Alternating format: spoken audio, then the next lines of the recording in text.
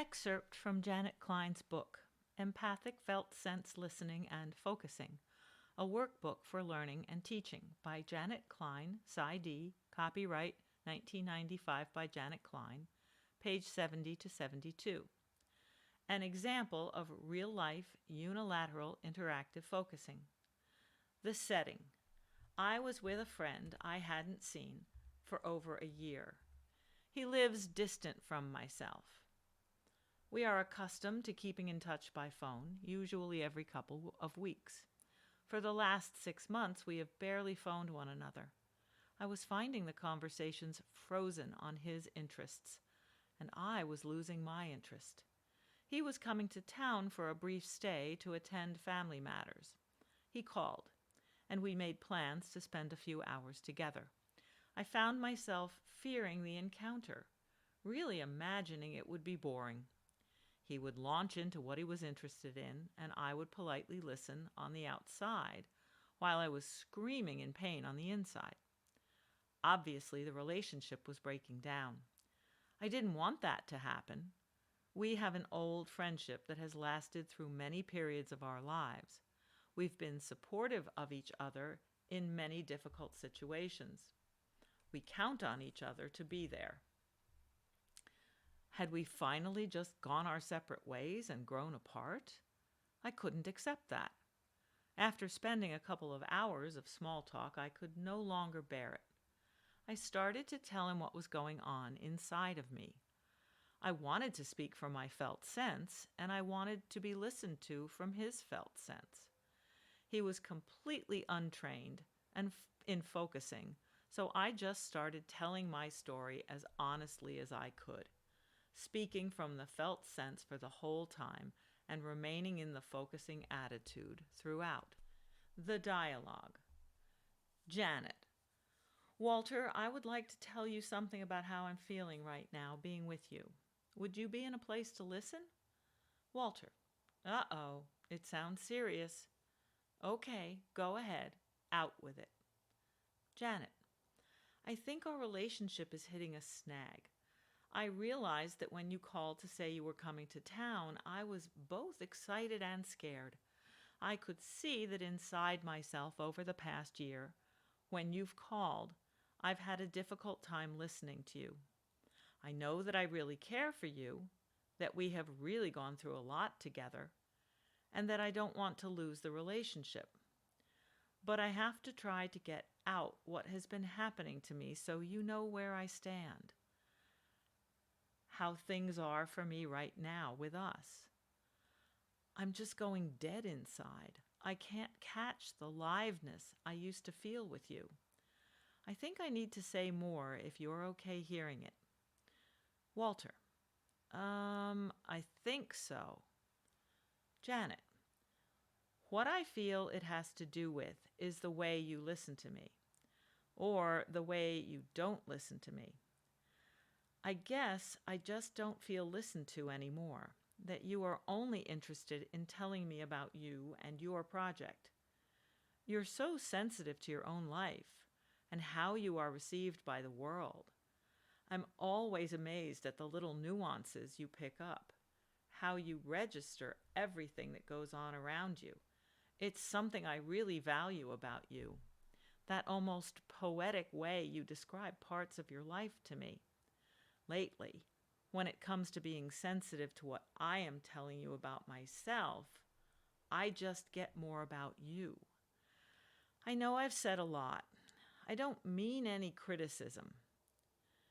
Janet pauses to sense inside herself to see if she is still in the focusing attitude. I truly mean to give you feedback and how being with you, even on the phone, has become for me. The only part I really know is I don't feel heard or that you care about my stuff anymore. I want to make it clear this is my stuff, how I'm experiencing it. It is inside of me. I wonder if you could tell me about how it was for you to hear me. Janet requests an interactive response, first asking Walter the empathic part. Can he understand how she is experiencing what she just disclosed to him? First, could you say how you feel about me when I say all of that? Walter. At first, he was confused. I'm not sure exactly what you want me to address now. Janet. When I just said all that about how I feel you aren't listening to me anymore, how did you feel for me? I guess I mean, were you sad or upset for me? I don't mean how you felt for yourself when you heard it, but how you felt for me. Walter. Well, that is a little tricky. I wasn't sad. I wasn't upset for you. I guess what came to me was, wow, how you've grown. I can remember when you would walk miles around the subject just to avoid any confrontation. That made me impatient with you. What you just said makes me really feel you've come a long way in the last 10 years. I guess I'm happy for you. Sounds strange, but true. Janet. That feels good to me to hear you say that you feel I've really grown in the last 10 years and that you're happy for me. I guess I agree. They both laugh. Janet now asks Walter the second part of the interactive response. How it was inside of him to hear what she just said, how that sits inside him. The other thing I was wondering was, how was it for you to hear what I said about my not feeling heard by you? What did that touch deep inside of you?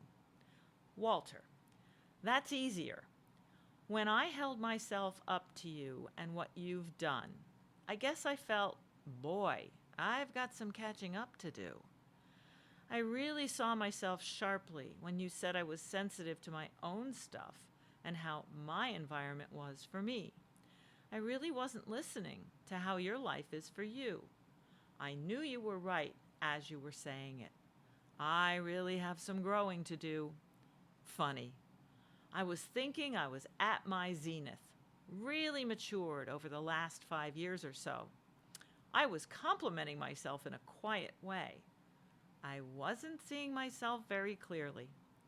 I feel it is a challenge anyway to work on being as sensitive to other people as I am to my own stuff. I felt two things inside of myself. There was an embarrassment about knowing you were right, and there was a place I know real well. It's a challenge and a funny little voice that says, I can do it.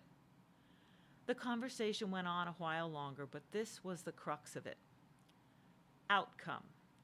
The relationship seems to have deepened after that conversation. Walter went back home.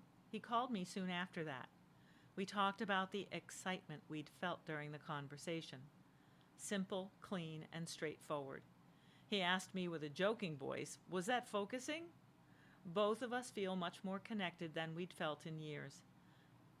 Though our interactive conversation had been brief, it had been deeply felt by both. We feel we have a way of communicating now where both of us can be heard and both can tell our truth. That was empathy and mutuality. Though parts of the model weren't used in this interaction, the essentials of the model were used. There were no reflections from Walter, but there was genuine, empathic listening.